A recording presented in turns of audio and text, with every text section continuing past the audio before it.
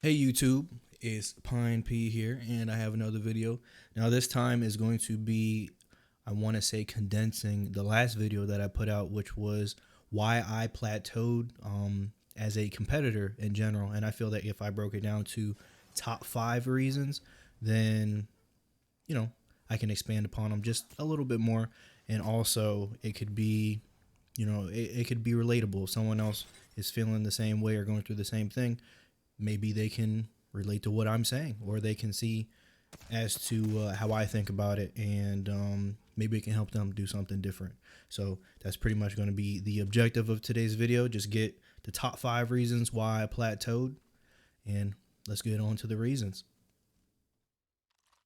Reason one why I plateaued: thinking too much about every action. Now, when I say this, I'm gonna relate it back to what I said about being a basketball player. I made an analogy. I said, imagine you're a basketball player, and every time you were dribbling, or let's say every time you were about to shoot a shot, you literally went through the steps one by one inside of your head, right? You said, all right, I got to place my feet a certain way. I got to load the ball up a certain way. I got to jump a certain height, and I got to flick it either hard, flick it a certain way to make sure it goes in.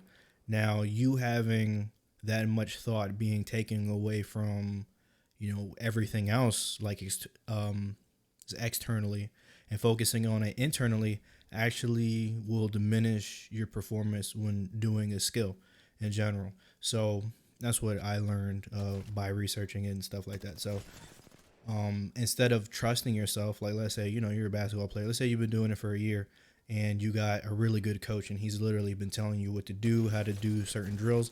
And let's say in practice, like you exceed in practice, and you do everything that you're supposed to do, and you have hundreds and hundreds and hundreds of shots that have went up. You already know how to shoot, but let's say come game time, um you don't really trust the muscle memory. You just try to control everything and don't really put the faith in yourself to be like, all right, I know how to shoot. Let me just focus on the rim and just let everything flow. And that's kind of that is the problem that I'm having, where I switch up my grip too much. Switch up uh, like my hand position, my seat position. Yeah, I do a lot of things that really actually kind of reset the muscle memory, I think, in my opinion, because the body doesn't really know what to do. You're kind of leading it in the direction, and if you do something a wrong way, or the right way in your opinion, but it might be the wrong way to do it, your body really can't tell the difference. So you might be messing up with a muscle memory that's already established, and instead of just being like, well, I put 100 hours into training and stuff, I should just trust the training. You try to, pick apart everything that you do, and it ultimately in the long run it'll make you, a worse player, which I have come to find out. So that'll wrap up reason number one. Reason number two why I plateaued, and it's going to be not trusting my aim. Now, I want to say it does fall back a little bit to the first reason, which I think about everything too much, but that kind of goes a little bit deeper. It's kind of like every gunfight that I get in, I feel like the other person will probably win. If I miss a couple of shots, if I miss a couple of shots, then it's kind of like it kind of goes downhill from there. I'm like, damn, what am I aim training for? What am I doing in Kovacs? What am I doing in aim lab? What am I doing? And then it kind of derails from there, and it does relate to the first reason, but it'll derail, and I'll not trust myself. I don't want to, let's say Valorant, I'm playing Jet. Jet is supposed to be the entry fragger. She's supposed to be aggressive. Let's say I don't trust in my abilities, and I don't think that I can entry. Now that pretty much kind of defeats the purpose of playing the character, right? Not having that faith that you can be able to hit all the shots and be able to be as aggressive as you need to, and it really like trickles down and goes into the confidence and stuff like that. If I'm not confident that if I swing in this corner, I'll be able to hit the guy, then I don't know. Then what am I training for? What am I putting all this effort into the game for if I think that I'm just going to, mess up? I'm going to miss and I'm going to fail, even though the mindset that I should have is, if I miss, so what? If I hit the shot, that's good. You can't win them all. And as I've been watching, the pro players and stuff like that, like I was watching Shazam the other day. Shazam, like he rounded the corner and he got one tap, like he got destroyed, and there was literally like he had it was so fast that it was like almost impossible for him to react to it. And you think about it, Shazam has literally won tournaments and he's like one of the top players inside of the game. And even he can't, predict how gunfights are going to go. He's going to lose some. He's going to win some too. He's got to take the wins with the losses. Same thing when he has the op. Sometimes he misses shots. Sometimes he hits. Sometimes he hits the shots. When he misses the shots, he'll be like, oh, I whiffed, and then he'll focus on the next one. But me, I'm like, oh my god, if I don't hit this shot, we're going to lose. The team's going to lose, and you're not really, trusting the aim, of course. So, that'll wrap up reason number 2. So that's why I think I plateaued. Reason number 2, thinking, or was it not trusting my aim? The third reason why I plateaued is constantly changing my hand and sitting position. And these a lot of these kind of go in line together. So when I talk about one, it'll probably hit on the other 2 points, right? Because I feel that not trusting my aim could go with the first one, which is thinking too much about every action, but it's kind of like individualized in its own way. But the reasons kind of all fall back to like a common place. So this one, changing my hand and my setting position. So I've pretty much switched from fingertip grip to palm grip to claw grip to like a hybrid of like palm claw, palm fingertip, or no, claw fingertip. Like it's a bunch of different things that literally take away from, I guess, like the muscle memory that I already established. Like my sitting position, I was like leaning more forward with, me leaning more like into the computer than I did a position where I was more leaning back.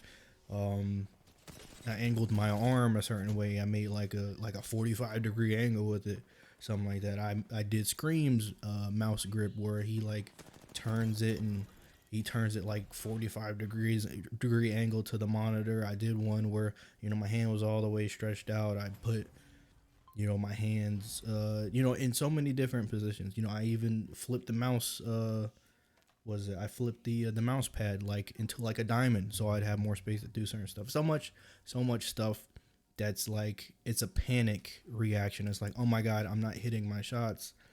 Let me change it up and see if I could do it. And when I do change it up, I get a little bit of performance boost. But then I'll do that for like a month. I kind of, well, in Halo, let's say in Halo, I did like a different grip for like a month. I did kind of like a little bit. I had like a little bit of my palm on it, or no, it was palm fingertip. It was palm fingertip, and I was feeling really comfortable. I was hitting a lot of shots and stuff like that. But it came a point where I couldn't do like miniature adjustments and stuff like that, and I switched it back to fingertip grip, and then I hit all my shots. And then later down the road, like I feel that I can't hit anything with fingertip grip, and I feel awful. And then I switch to like claw or switch to something else random, but it always comes back to fingertip grip, which I feel is the most comfortable. It's like I don't know. It's always the natural position for me, and I always like the expression always throw the baby out with the bathwater. If this idea doesn't work, scrap it. Let's do something totally different that takes more time and more effort and more muscle memory to get better at. So that was kind of like I have a knee jerk response. If I miss a shot, I'm like, all right, well, let me switch the chair this way. Let me pull the keyboard over here. Maybe if I don't curve it this much, I guess it's the knee jerk reactions to everything is really like hurting me. I'm not able to stay on a solid path what's the word? I'm not able to be consistent, have a like consistency, and consistency is really the key. As with I was watching videos with Ron Rambo Kim, I think is his name, and he was talking about the importance of just having getting a sitting position and kind of sticking with it. And if you were to switch it up just even a little bit, it would actually affect your aim, which I thought, kind of crazy. So I kind of have to pick one thing and stick with it instead of me knee jerk reaction. All right, this didn't work. Let's change my grip. Let's change the way I sit. Let's change how the monitors angle. Let's change how the keyboard's angled. And that's really been like really like hurting me that I'm not, again, not trusting myself to be like, what, why don't I stick with fingertip grip, and why don't I just see what I'm doing wrong? If I don't feel comfortable like using it, how can I be more comfortable? Kind of take it as a challenge instead of just being like, oh, I need to, I do so much aim lab and Kovacs and stuff, I need to be good now, instead of really analyzing, well, maybe I should just stick with it, and if I have a bad game, then so be it. So that's pretty much what I think about that. And that is the third reason. So moving on to the fourth one. And the fourth reason is going to be stressing out during gunfights. And this comes back into like was it kind of not trusting my aim and just like thinking too much. So during like gunfights, like let's say Valorant, Valorant, you have one life. It's in Siege also, but let's say you have one life to live inside of the game, and if you mess up, then it's kind of you got to wait till next round. I would basically stress out over the fact that I have to win all the fights because I put so much time and so much effort into aim lab and all of these like different modes and stuff that I need to be able to hit all my shots and basically be dominant. I don't want to be bottom of the scoreboard. I'm trying to be, top all the time. I want to get all the kills, and I want, people saying, "Oh my God, he's so good." That's what I want. And then every gunfight I get in, I'm like, "Oh my God," I like stress out, and then I like it'll like lock my whole hand up, and I won't be able to move because like I'm just putting too much on it, and it'll take away again from like the skill, and then that leads into the aim, and then you know I try to change my aim up, and then I change the sensitivity. Like it all just trickles down together with that, and it's the same thing as playing. Kind of, you want to win, but if you lose, that's okay. If you hit a shot, good. But if you miss the shot, okay. Just playing really loose and playing real, like just real. I think limber a good word to use? I guess playing just loose is the word. Playing real loose and just real carefree and just enjoying the game. Because at the end of the day, it is a game. It is a game, but I do want to win and get better at it. I do take self improvement and stuff like that seriously. So when I see somebody and I don't hit the shots, it's kind of like, oh my God, I should have hit that. I did Kovacs for like 3 hours of the day. Why am I not hitting all the shots and dominating everybody? And that's kind of like the thing. And then I notice, like, if I were to play unrated with my friends or play a game mode where I literally don't care and I just run around and do 360s and stuff and snipe people, then I usually end up majority of the time like top of the scoreboard. But if I do ranked or something like that, I think about everything and like, oh, what if I fail? What if I get shot? Our team might lose the round, and then I just kind of pile that all on top of me. And then sports, like psychology, sports science, will teach you like if you do that to yourself, where you kind of be like, well, I want to win this game so bad, and if I lose, losing is not an option. You put so much stress on yourself that you'll actually degrade your skills, which I thought was very interesting. And it could, it's probably a reason. I'm more than likely sure it is a reason because I could feel it. I can feel it when I look at people and I instantly like lock up and be like, oh my God, I gotta hit the shots. I gotta hit the shots. And then I don't. And then it's just, it just goes downhill from there. So that'll be the fourth reason. I think we're on four. Yes, that'll be the fourth reason is stressing out during gunfights, and coming up will be the final reason. Reason number 5 why I plateaued, and that is losing hope if I continue with an average performance.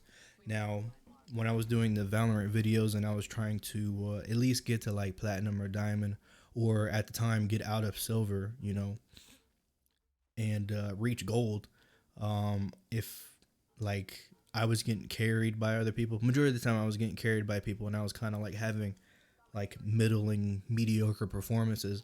And for me, I would literally start the day off and do Kovacs, and then like write in a notebook and write what I was doing wrong, write out my mistakes and stuff like that. And it was like kind of going on to the point where it was kind of going on to the point where um trying to think, where okay, well, if I would lose like the gunfights and stuff like that, and I would continue to have average mediocre performance, by game like 3 or 4, I'm kind of already like out of it mentally. I'm out of it mentally all the way. Like I I'm losing all these gunfights and stuff like that, and I'm getting carried by these people, and I'm pretty sure majority of them haven't played Kovacs for 3 hours that day. Earlier the day, they don't have hundreds of hours inside of other video games and stuff like that, or other aim trainers. I'm sure they're just picking up the game and play, and that like that'll irritate me. And then when I keep failing and keep losing gunfights, it'll make me go further and further, just down, just to the point where I might as well not even exist on the team, basically, right? If I don't have someone to trade me out, then it's kind of like I'm just kind of dead weight, and I don't like that. I don't like that at all. That's like one of the main points that I always like harp on with me. I'm trying not to lose faith and stuff like that, but when it's game like 4 and I've been at this for like 3 hours and I feel like I'm not improving, then it just kind of all just stacks and piles on top of each other, and then I lose faith, and then there goes my aim, there goes the communication, there goes the confidence, and it just all culminates and piles up to just a mess. And I feel I'm trying to wade through the mess, but it's not really working out. So that ultimately leads to the skill plateau where um yeah, you just feel stuck, but it's stuck because it's something that's happening mentally and internally, rather than a game thing, of course. Because I watch videos and stuff, and you could be the aim lab god, but when you go into games, if you don't have the right mindset and just the right discipline, and the right mental fortitude to be able to take on challenges and stuff, then ultimately aim and stuff doesn't really mean anything in the long run, which is very interesting. All the stuff is very interesting. Like I consider this a sport, so a lot of the sports science stuff really does culminate and stuff. And I learned a lot of it from the e-athlete labs people. They make a lot of good videos, and just watching them and seeing how different sports operate, and having them explain science and just performance stuff to me, like I'm like, oh, I can see that. I understand maybe why I'm not progressing at the rate I think I am. Maybe the aim isn't as crispy as it should be, and all my hours in it just get thrown out the window. A lot of interesting stuff. And that's pretty much, again, time capsule type video. I want to be able to look back on this and be like, I remember when I used to have those problems. I remember when I plateaued. I want to be on the top looking down, and not the other way around. And right now I'm kind of looking up at the mountain, and just seeing how I can get up it again, and trying to stay up there and conquer, and really plant my flag. So that'll be the end of today's video. Nice little wrap up. Always honest, and if it what I said helps you, do a little bit of research on it. E-athlete labs is a very good place to go if you want information on like sports psychology, sports science, everything in that realm. Or you could just look up stuff just for sports in general. It all applies to video games, just anything that has to do with being a competitor. Like the mind and the mental is always It's always a good place to start, and it doesn't hurt to read articles and look further and deeper into everything, right? Because at the end of the day, hey, it is just a game, but the game means a lot. It means a lot to us. It means a lot to different people, and it's not giving it the credit that it deserves. There's a lot of stuff that's behind the scenes, behind the curtain that really plays a part in it. And expressing my views and stuff in this will, you know, hey, it'll show you that kind of aspect. So please like, share, even subscribe, please.